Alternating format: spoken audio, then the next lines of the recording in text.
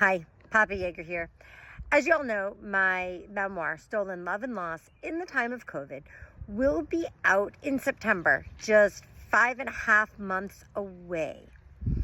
The memoir was written 5 years ago as a blog during COVID.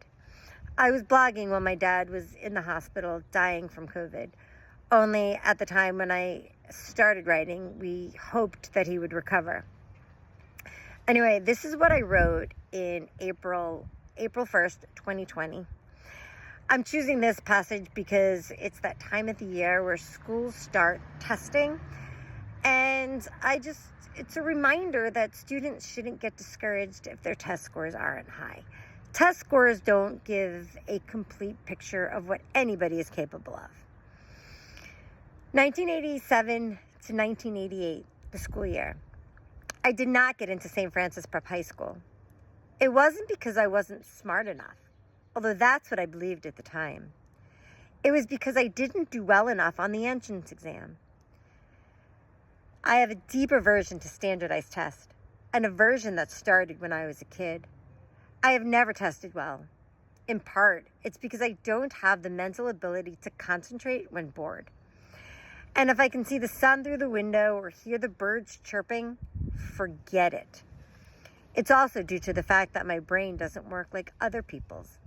But I didn't discover that until years after the scarring began. Years of poor test scores enabled me to label myself as stupid, something I've never gotten over. Anyway, St. Francis Prep had a remarkable reputation, much better than the school I was beginning to think I would have to settle for. But my dad was not settling. He never settles. He knew I was capable of doing better than my test scores indicated. So he took a day off of work and went to the high school to speak to the powers that be in an attempt to plead my case. He brought my records from middle school to help back up his testimony that I would indeed succeed if given the opportunity. My dad is very persuasive when he wants to be, and when I got home from school later that day, he was smiling, happy to inform me that I would indeed be attending St. Francis Prep come the fall. Not only did he get me into the school, he also managed to convince them that I deserved to be in math and science honors classes. He didn't have much luck in regard to English and history. My math test scores were less deplorable than my verbal ones. According to the school, since my verbal scores were so poor, I did not have the ability to excel in subjects that rely heavily on literacy skills, subjects such as literature and history. I think back on this often and laugh. I now hold an MA in history and an MFA in creative writing.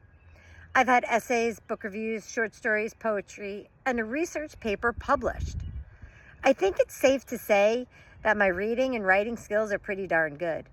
But I guarantee if I were to take a standardized test today, I would still do poorly on the verbal section. In my opinion, test scores are like tea leaves. They want to predict the future, but they aren't always accurate.